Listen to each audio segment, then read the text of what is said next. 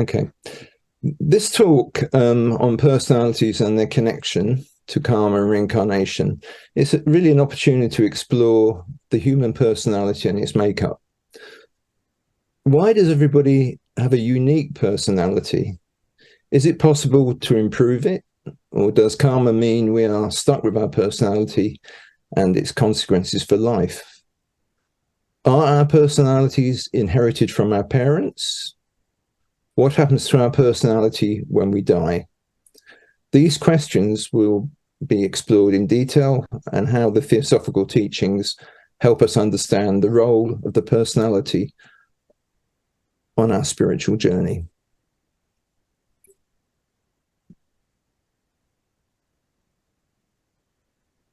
Okay. What is the personality? I thought maybe the best thing to do is go back to see where the word came from, the etymology of the term personality. The term personality has been derived from the Latin word persona, which means mask, was associated with Greek theatre in ancient times. The Greek actors commonly used to wear masks on their faces during their performances on the stage. The mask worn by the actors was called persona. Personality was thought to be the effect and influence which the individual wearing a mask left on the audience. Let's start with a simple question. What is the personality? When referring to the personality, it's very easy to get confused. Was our personality passed on to us by our parents genetically? Or is it formed by our upbringing and environment? Nature or nurture? Is a personality we have set in stone? Is it possible to modify our personality by improving ourselves, by becoming a better person? It is usually helpful if our chosen profession in life suits our personality. If it doesn't, then the individual can suffer disillusionment as they struggle with a career that doesn't really suit her or him. I always think it's wonderful that we have the necessary personalities to cover all occupations that we depend on in order to live in life. We have surgeons, we have farmers, builders, refuse collectors, accountants, undertakers, and every job in the world. And some of them are not that pleasant. And it's funny with personality, if we think about it, that it can be quite fluid with some people. I used to work with somebody who in the office was quite alpha male, very kind of upfront, very domineering, wanted to lead all the time. And I was quite amazed when I went to his home once to pick him up to go to the airport, and at home he was a totally different personality. He wasn't upfront. He was very timid. However, his wife seemed to it seemed to be a matriarchy in that household. His wife seemed to be the one in charge. So it was interesting how that changed from a home environment and a work environment.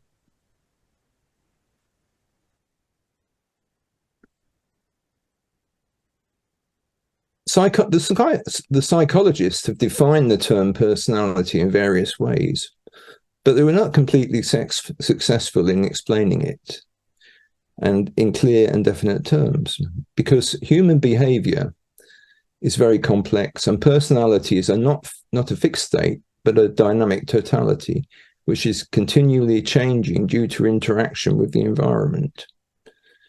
So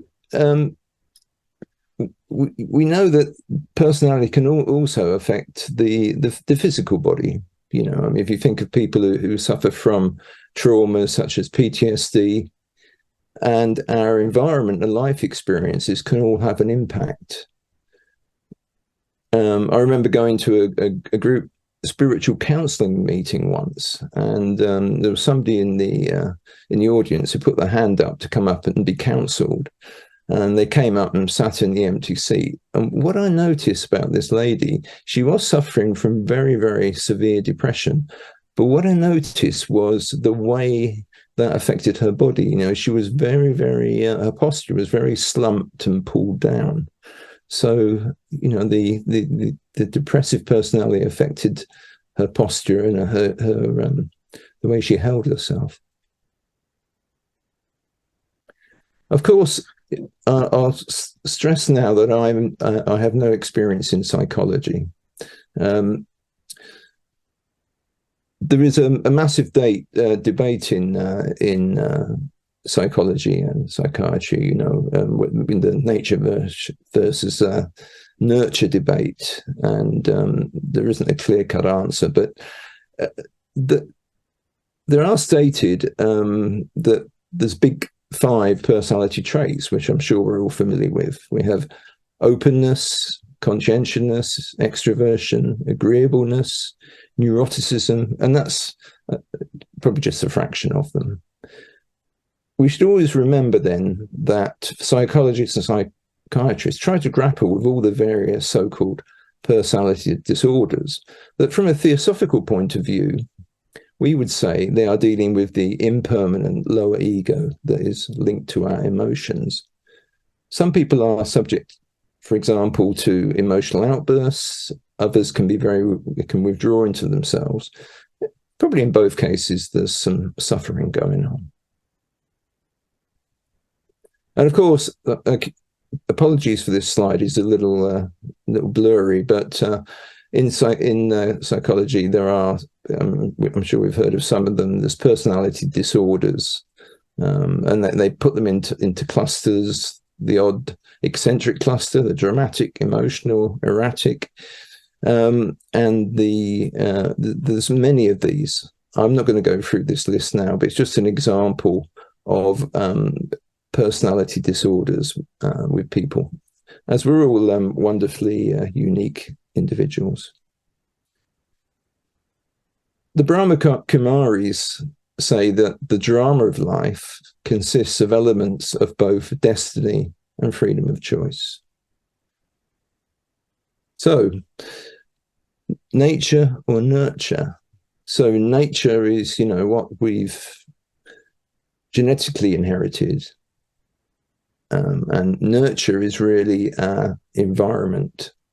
And I would have thought, environment would play a large part. You can imagine if somebody's brought up in a very privileged, well-to-do household and not had to experience much suffering, versus somebody that's maybe brought up in a war zone.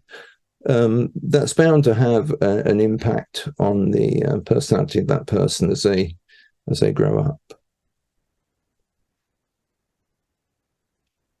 The expression nature versus nurture describes the question of how much a person's characteristics are formed by either nature or nurture. Nature means innate biological factors, namely genetics, while nurture can refer to upbringing or life experience more generally. Traditionally, nature versus nurture has been framed as a debate between those who argue for the dominance of one source of influence or the other. But contemporary experts acknowledge that both nature and nurture play a role in psychological development and interact in complex ways.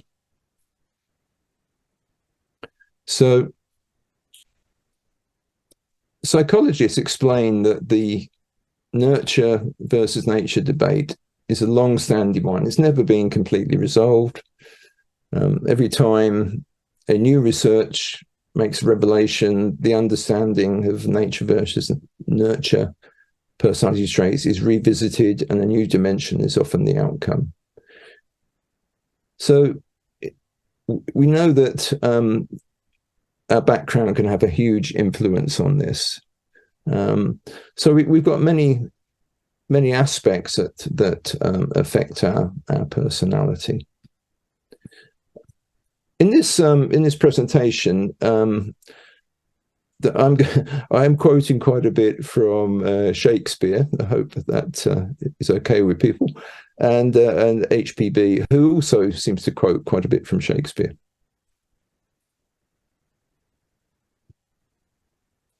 Now, Martin Luther King had a view that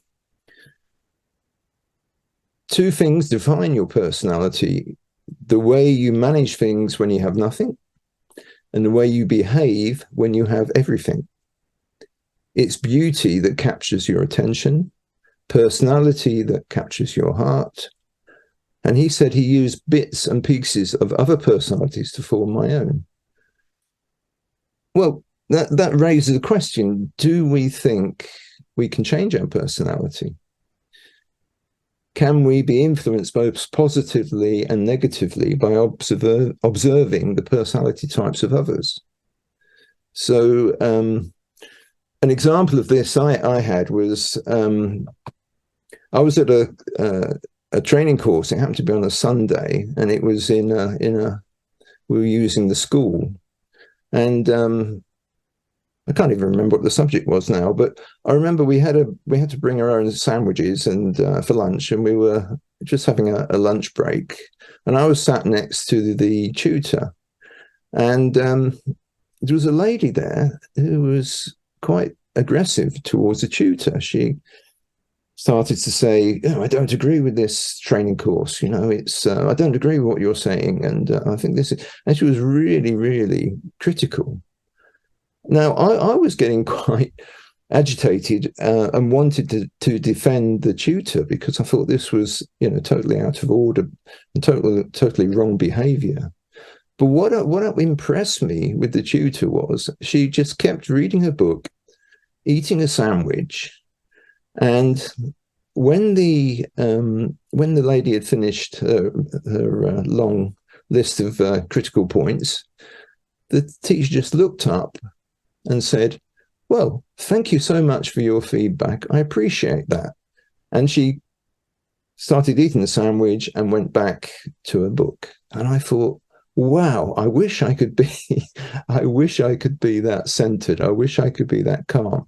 So that's an example maybe where we can see maybe traits in our personality where we may want to react in a situation like that, where maybe non-reaction. And I have to add that the response of the teacher totally disempowered the critic. She didn't know what to. She went, "Oh, thank you," and sat down. I'm sure it could have turned into quite a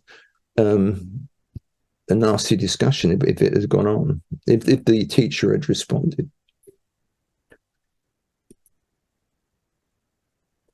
Okay, so now we start to look at Theosophy, and this is I'm quoting HPB from The Key to Theosophy. She says that Theosophy and the role of the personality. We Theosophists, therefore, distinguish between this bundle of experiences, which we call the false, because so finite and evanescent, personality, and the element in man to which the feeling of I am I is due. It is this I am I which we call the true individuality.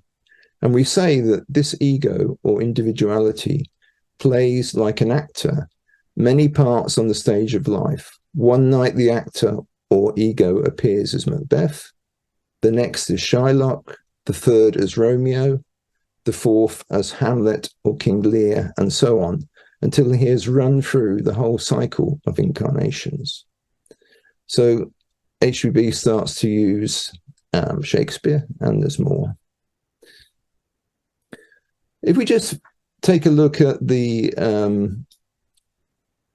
Theosophy belief system, that we talk about the septenary nature of man from 1 to 7. In Theosophy, we believe that the personality will actually die with us. It's only temporary. So Manas, mind, is dual, lower Manas and higher Manas. During a human lifetime, an individual can affect his or her spiritual destiny by their actions and by cultivating the mind through spiritual development. Alternatively, they can stay rooted in base animal desire and instinctive behavior.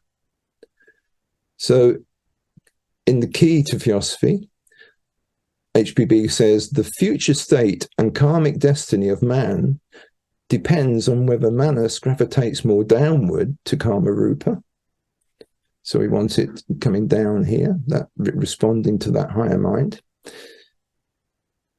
The seat of the animal passions, or upwards to buddhi, the spiritual ego, in the latter case, the higher consciousness of the individual spiritual aspirations of mind, assimilating buddhi, are absorbed by it and form the ego, which goes into devachanic bliss. So we're saying that the belief is that the personality is temporary and sits in that lower quaternary, where it will disintegrate in the dying process. The mind, can be like a garden. The personality is dynamic and can be changed. We have a choice to make. Do we want to keep grasping for more material things, money, possessions, status, and position? Or do we want to listen to our inner calling from the heart? Madame Blavatsky talks of the need to purify both the mind and the body in order to open up that rainbow bridge to higher mind, higher manas. So what is the difference between personality and individuality? I think the diagram on the right there of the pearls is a very common one. You'll see that in Buddhism quite a bit, is that the pearls kind of represent the separate lifetimes with their unique personalities. And the string or the chain represents the permanent spiritual identity, which is our eternal soul. So the personality, the personal ego, is associated with lower mind, is individual and dynamic, but only temporary in a lifetime. It eventually perishes after death. Individuality, the strings there on the pearls, holding the pearls there, the spiritual ego associated with higher mind is our inner God, immortal, and is drawn back to the universal oversoul after death.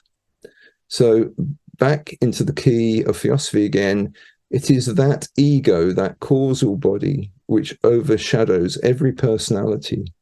Karma forces it to incarnate into, and this ego, which is held responsible for all the sins committed through and in every new body or personality, the evanescent masks which hide the true individual through the long series of rebirths. So we're saying that, with this personality that, we have freedom of will, which this is how that differentiates us from animals. We have freedom of will. We can make changes. We can improve as we go along.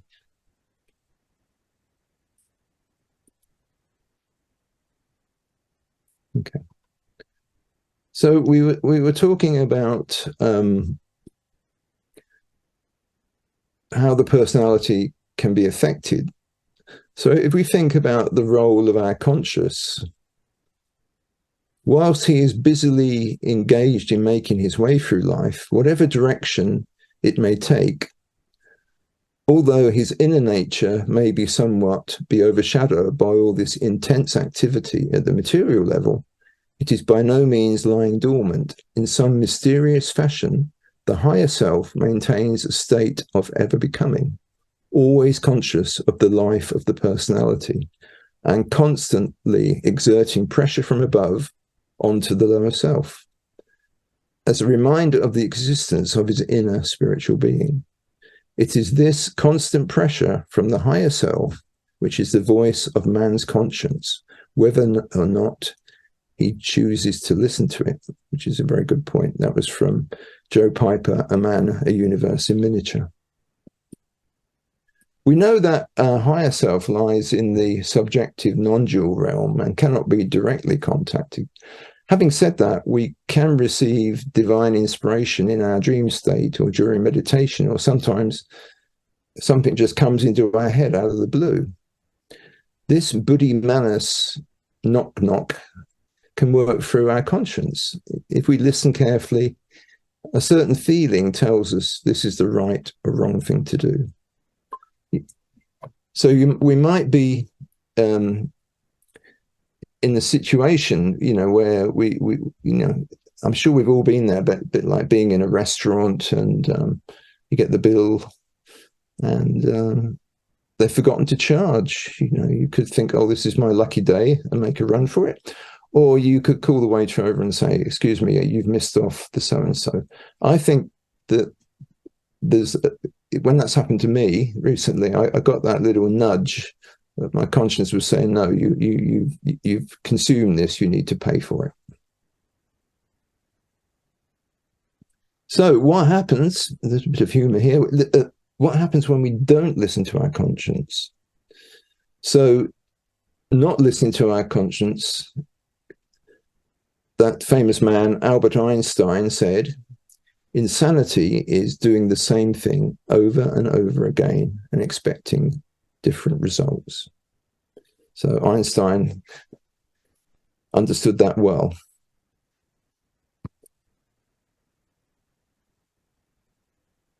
So, okay, we've talked about the role of the personality when we're alive. We've also discussed that we don't keep it. I'll never be Peter again in my next incarnation with the same personality I have now, because it served its role and it's time to move on. So the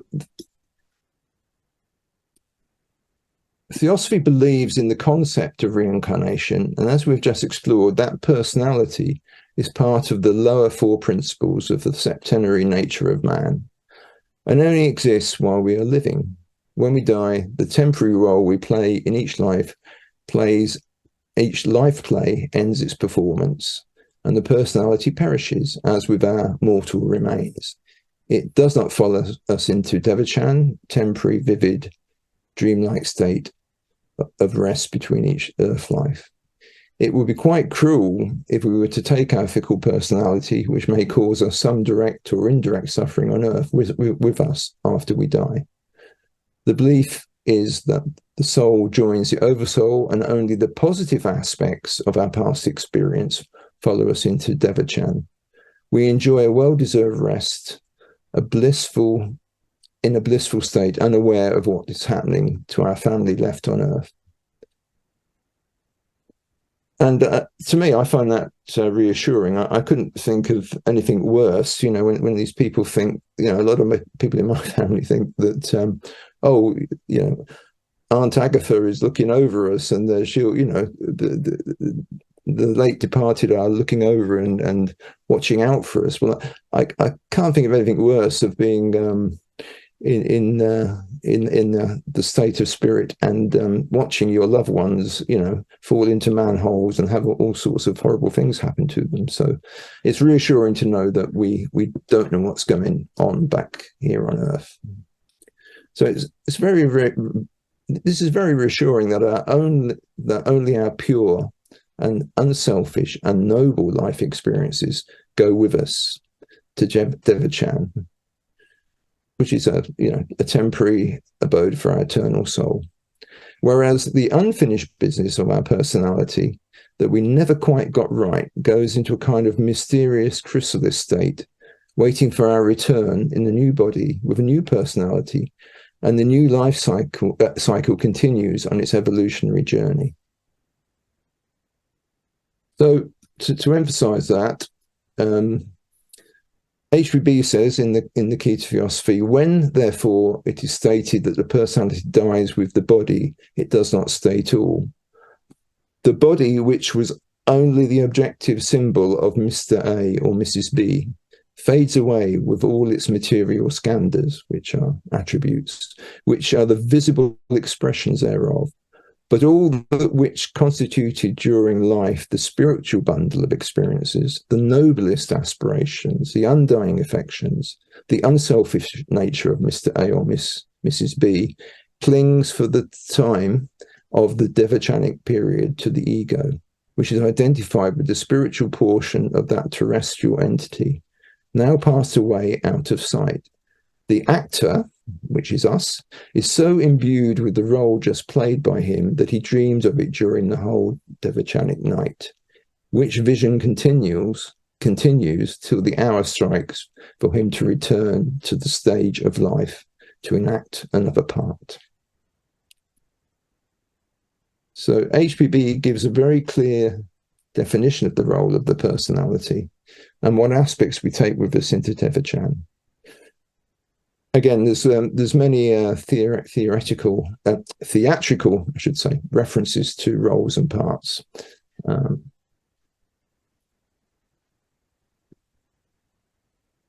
Okay. Jeffrey Farvin wrote in Blavatsky Trust that for any man, then, his evolutionary journey is not accomplished in only one lifetime.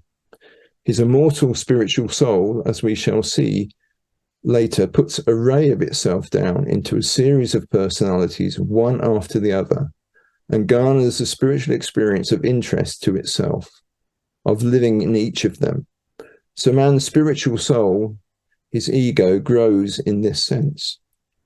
He goes on to say, heredity will give the new physical body its primary characteristics and qualities, but the skandhas can, for example, affect its appearance, its visage, in much the same way that moods show in our facial expressions. Personality impresses the bodily man, the visible person, with a particular stamp. So one way of thinking what happens to our personality when we die, it's a bit like, I like to think of it when we go on a journey, say you go to the airport, you're going on holiday, or in our case now we're talking about Devachan. You take your suitcases. One of the most, I find, the most best part of going to the airport is being able to offload those suitcases. So imagine in those suitcases, you know, was all of the unfinished business, all of the work we never quite got round to improve ourselves or to work through the outstanding karmic debt. So then we check in, get rid of the cases, and we have this wonderful feeling of lightness, so we can go off and have a coffee and some food or whatever, and excitedly wait our flight to be called. So when we get to our destination, when we come back and are reborn, we have to pick up that case again with all that unfinished business from past lives. And we have to work through this, you know, as per karmic law. We have to work through all those issues that we didn't get right the first time. I hope you found that helpful. In the Secret Doctrine commentaries, HPB said that, well, she reminds us, thence, it is easy to see that is neither Mr. A or Mr. B, nor any of the personalities that periodically clothe the self-sacrificing ego, which are the real sufferers, but verily the innocent Christos within us. Hence, the mystic Hindus say that the eternal self, or the ego, the one in three and three in one, is a charioteer or driver. The personalities are the temporary passengers, while the horses are the animal passions of man, obviously, which we have to try and tame. It is then true to say that when we remain deaf to the voice of our conscience, we crucify the Christos, the divine principle of spirit within us. So that's a very good, it's very similar to the Bhagavad Gita and Krishna, you know, talking about the charioteer, animal passions, which are linked to our personality, the needs to rein them in. And the horses are those wild passions, and the driver of the chariot is the personality. So we are the driver. It's up to us to make the changes.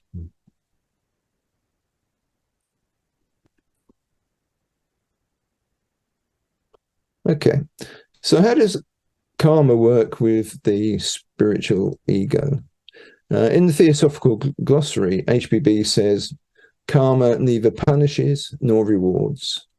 It is simply the one universal law which guides unerringly and, so to say, blindly all other laws productive of certain effects along the grooves of their respective causations. When Buddhism teaches that karma is that moral kernel of any being, which alone survives death and continues in its transmigration or reincarnation, it simply means that there remains naught after each personality, but the causes produced by it, causes which are undying. So it's those causes that are in our suitcase that we pick up again, which cannot be eliminated from the universe until replaced by their legitimate effects and wiped out by them, so to speak. And such causes, unless compensated during the life of the person who produced them with adequate effects, will follow the reincarnated ego and reach it in its subsequent reincarnation until a harmony between effects and causes is fully established. So remembering that the whole point of karma is to bring harmony to ourselves and to the world. So karma is not the cause of anything, but the causes of the personality that affect our karma. So those undesirable traits in our personality cannot be erased without taking personal responsibility. There is no get out of jail card we can play. We cannot avoid karma. We can't jump in off a cliff, booking ourselves into dignitas. Nothing will solve that problem. We have to come back again and again to try and ameliorate the negative aspects of our personality in order to bring this harmony and balance. So in an article HPB wrote, she says, and she does touch on Shakespeare here, intimately, or rather indissolubly connected with karma then is the law of rebirth, or of the reincarnation of the same spiritual individuality in a long, almost interminable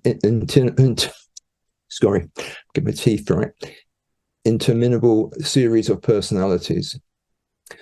The latter are like the various costumes and characters played by the same actor, with each of which that actor identifies himself and is identified by the public. For the space of a few hours, the inner or the real man who personates those characters knows the whole time that he is Hamlet for the brief space of a few acts, which represent, however, on the plane of human illusion, the whole life of Hamlet. And he knows that he was the night before King Lear, the transformation in his turn of the Othello of a still earlier preceding night. But the outer visible character is supposed to be ignorant of the fact. In actual life, that ignorance is unfortunately but too real. Nevertheless, the permanent individuality, remember the strings on the necklace of pearls, is fully aware of the fact through the atrophy of the spiritual eye in the physical body. That knowledge is unable to impress itself on the consciousness of the false personality. So I couldn't resist putting this slide in. So this is taken from As You Like, Shakespeare's play As You Like It. And I've always loved this, since I was a child. It's this humorous way about talking. Again, he talks about the 7 stages of life, the helpless infant, the whining schoolboy, the emotional lover, the devoted soldier, the wise judge, the clueless old man, and then the corpse. So again, that's that magical 7 number again. As we travel through life, our personality is on a journey. If we are spiritually inclined, we accept the good and bad things that happen to us with equanimity. This learning is all part of our spiritual growth. If every day was sunny and we never experienced pain or obstacles in life, we would learn little. We know that through our early life, middle age, and golden years, our thinking and personality changes for those that have the wisdom to understand that these stages of life are special in their own way. We have to carry out our responsibilities of being a parent, a grandparent, supporting our families. Some people, I'm sure we've all seen this, that some people, when they approach old age, some do with kind of gratitude and acceptance. Others become, very bitter and feel that life has let them down. They feel cheated. They should have attained a better status, acquired more physical possessions. So I hope you'll indulge me and let me read you this from Shakespeare. At first, the infant, mewling and puking in the nurse's arms, then the whining schoolboy with his satchel and shining morning face, creeping like snail unwillingly to school, and then the lover, sighing like furnace with a woeful ballad made to his mistress' eyebrow, then the soldier, full of strange oaths and bearded like the pard, jealous in honour, sudden and quick in quarrel, seeking the bubble reputation, even in the cannon's mouth, and then the justice in fair round belly with good capon lined, with eyes severe and beard of formal cut, full of wise saws and modern instances, and so he plays his part. The 6th age shifts into the lean and slippered pantaloon, with spectacles on nose and pouch on side, his useful hose well saved, a world too wide, for his shrunk shank and his big manly voice, turning again toward childish treble pipes, and whistles in his sound. Last scene of all, that ends this strange eventful history, is second childishness and mere oblivion. Sans teeth, sans eyes, sans taste, sans everything. The last bit sounds like me. Okay, so this is a struggle, isn't it? We have to struggle through life to try and be better people and improve. And in the collective writings, HBP states that the vices, defects, and especially the passions of the preceding life become, through certain laws of affinity and transference, the germs of the future potentialities in the animal soul, Kama Rupa. Hence, of its dependent, the astral double, Linga Sharira, at a subsequent birth, it is the personality alone which changes. The real reincarnating principle, the ego, remains always the same. And it is karma that guides the idiosyncrasies and prominent moral traits of the old personality that was, and that the ego knew not how to control. To reappear in the new man, that will be, these traits and passions pursue on the yet plastic 3rd and 4th principles, Linga Sharira and Kama Rupa, of the child, and unless the ego struggles and conquers, they would develop with tenfold intensity and lead the adult man to his destruction. For it is they who are the tools and weapons of the karmic law of retribution. Thus our good and bad actions are the only tools with which we paint our likenesses at death. For the new man is invariably the son and progeny of the old man that was. So that's very clear, quite an eye-opener there, that if we don't conquer, through our struggle in life, these bad traits, this karma that we've inherited, that we need to work on through our personality. And she says there, next time around, it could have tenfold intensity to encourage us to get it right. Okay, so skandhas and rebirth. Karma does not punish us for our bad actions and misdemeanors. As HBB says, it guides us. So karma is a guide. It's no way is it a punishment. It is entirely our responsibility to make amends.